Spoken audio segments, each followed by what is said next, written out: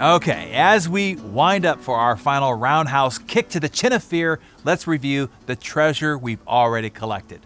First, we've learned that fear is not real. It's the mind overreacting to its survival job function, reacting as if this were 10,000 BC still.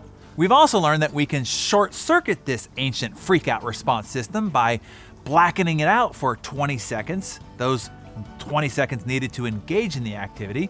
When it regains consciousness, it will realize that it's not actually under mortal threat.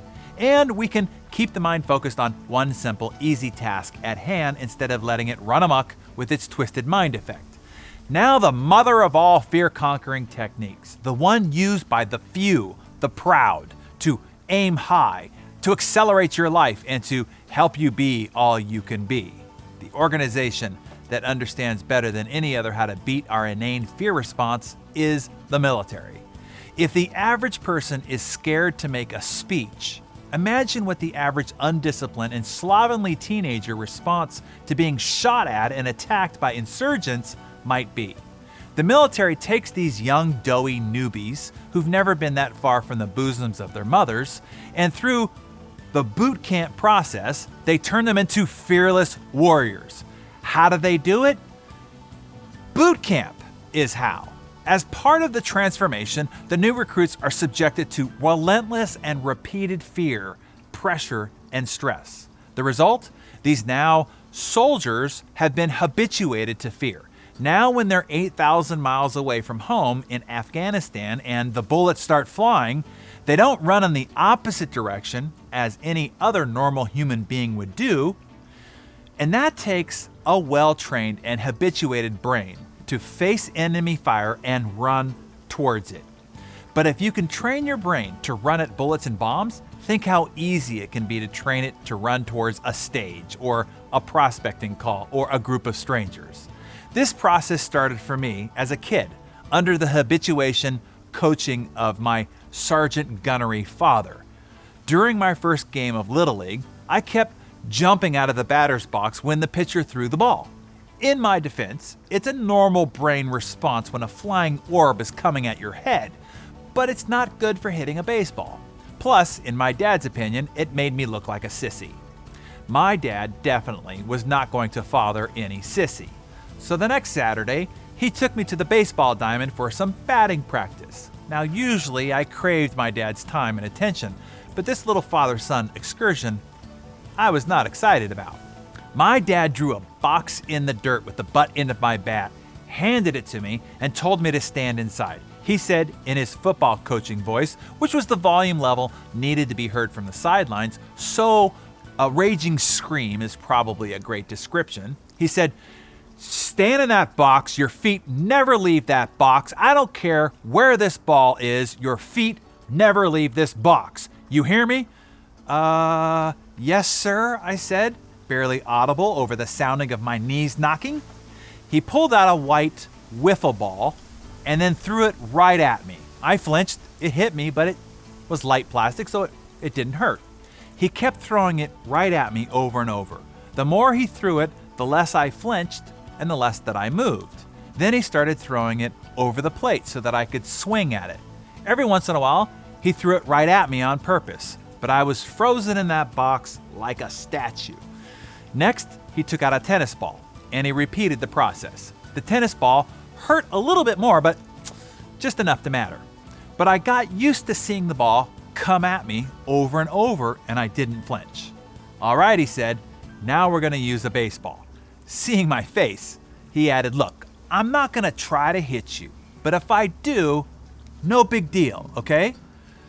Well, I was skeptical about that. Then he said, "I'll tell you what, if I hit you 3 times, we'll go to pizza when we're done." Now, I don't eat pizza these days, but back then, I really liked me some pizza, so I agreed. Near the end of the long batting practice, he had only hit me once, and I actually found myself leaning in to the next pitch, hoping to shorten the time gap between me and a piece of pepperoni sausage. "Ha! There's 2, I shouted from the batter's box. "One more and we go to pizza." We practiced many times after that, and I always found a way to get hit 3 times. In fact, I got so used to getting hit with the ball that it became my greatest strength in baseball. When I got up to bat, I would crowd the plate just asking to be hit. It drove pitchers crazy. They thought that they could intimidate me by backing me up by throwing the ball right at me, but I just stood there and took it like a statue. And I took it in the shoulder, I took it in the leg. In my baseball career, I got on base by being hit more times than most great hitters do by getting hits. But I got on base, baby, that's all that counts. My greatest weakness, in other words, became my strength. I became habituated to it. As a result, I no longer feared it. This has been my go-to strategy for every fear I've had that I've needed to overcome to accomplish my goals. As a kid, I got a job being paid to get people to fill out questionnaires for a trade school, and I'm an introvert. Approaching strangers was a very fear-inducing activity.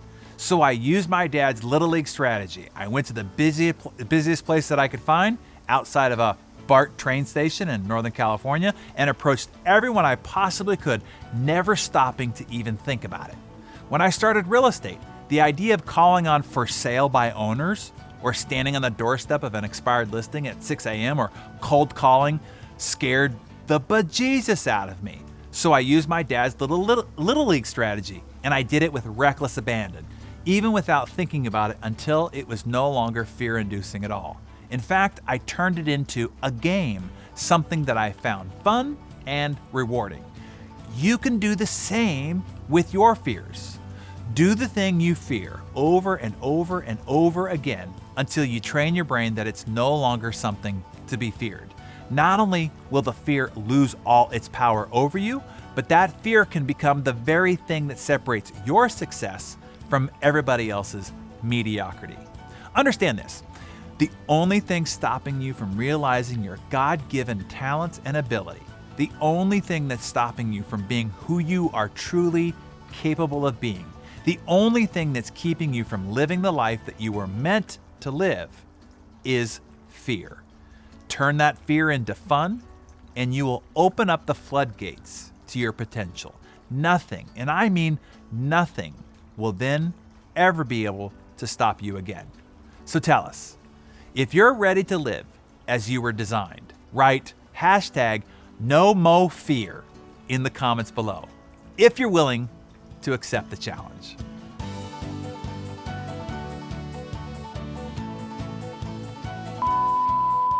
Mother. Frickin', you did so good. Frickin's good. Frickin' solid. You can say frickin' in front of your kids. Oh, yeah, thank you. Made that last up. It's good, right?